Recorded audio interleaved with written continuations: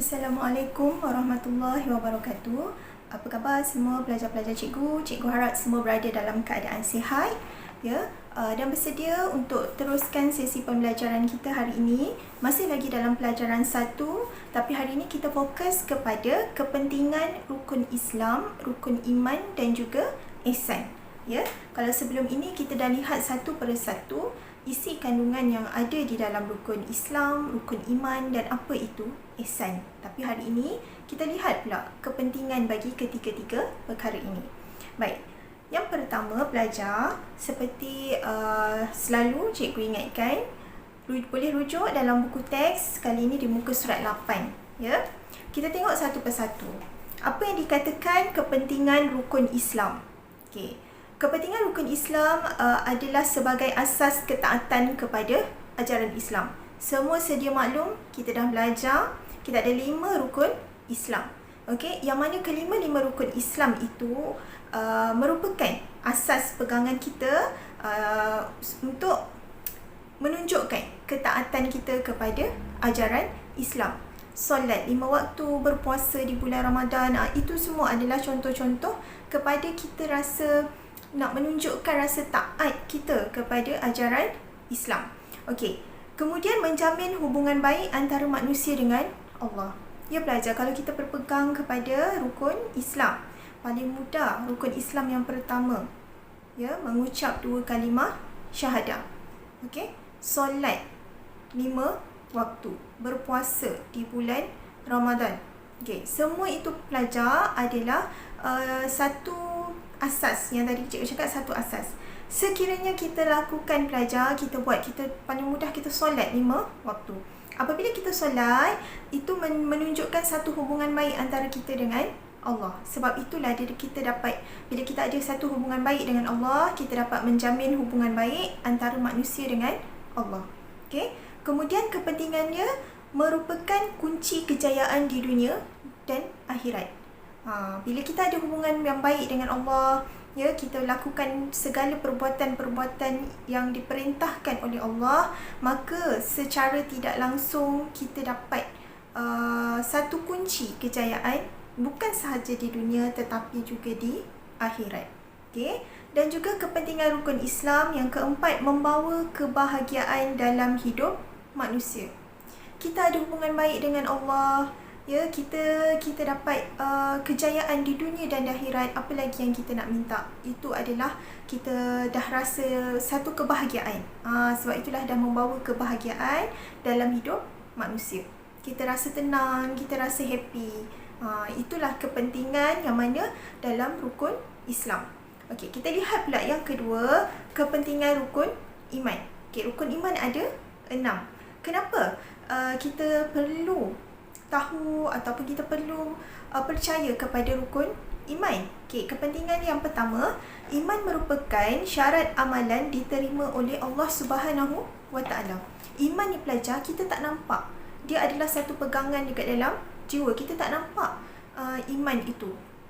Bukanlah sesuatu benda yang nampak daripada zahirnya. Okey, tapi iman ini pelajar, kita dapat bila kita beriman kepada Allah, okey, dia merupakan satu amalan yang diterima oleh Allah. Allah tahu bagaimana tahap keimanan seseorang, betapa ikhlasnya kita percaya kepada rukun iman tadi.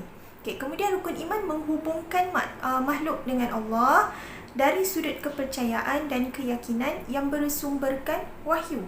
Kita bercakap, kita percaya kepada malaikat, kita percaya kepada Nabi dan juga Rasul.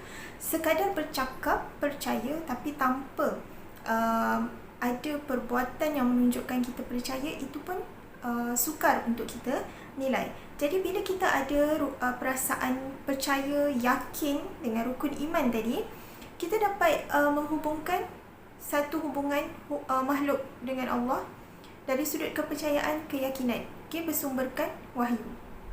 Ya, kita ada satu perasaan yang memang walau kita tak nampak malaikat, tapi kita yakin dan kita percaya kepada malaikat. Okay.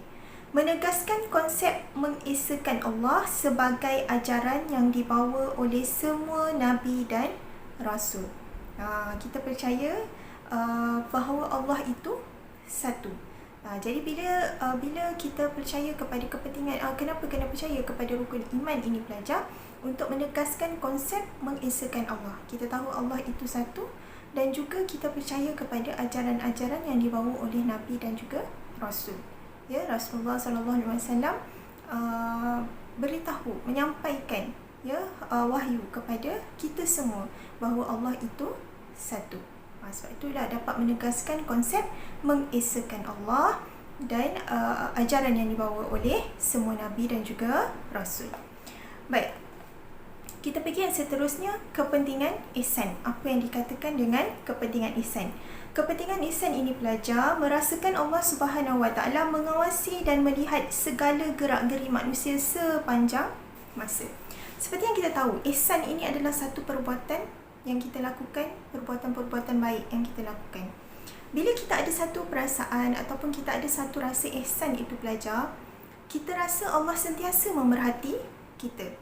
Ibarat ada CCTV, ya, bila kita tahu dekat satu tempat tu ada CCTV kan, kita nak buat jahat pun kita takut sebab nanti nampak orang nampak dekat CCTV tu siapa yang mencuri. Contoh. Contoh.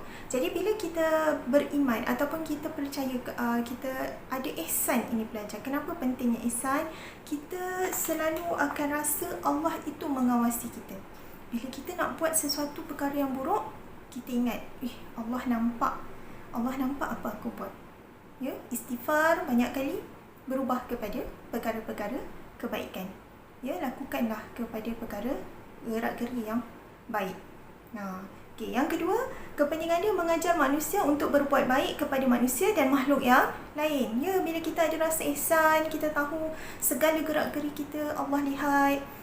Kita hidup pun dikelilingi oleh rakan-rakan manusia, makhluk yang lain. Jadi kita perlulah menunjukkan ataupun berbuat baiklah sesama manusia juga dengan makhluk-makhluk yang lain. Ya, makhluk-makhluk yang lain seperti binatang dan sebagainya. Dan kepentingan ihsan untuk mewujudkan masyarakat yang harmoni. Yang ini berbalik pada tadilah. Bila kita ada rasa ihsan, kita berbuat baik sesama manusia, sesama makhluk, maka dalam satu kelompok manusia tadi akan wujudlah satu rasa yang harmoni. Dah tak ada lagi pergaduhan, perbalahan dan sebagainya. Okey pelajar.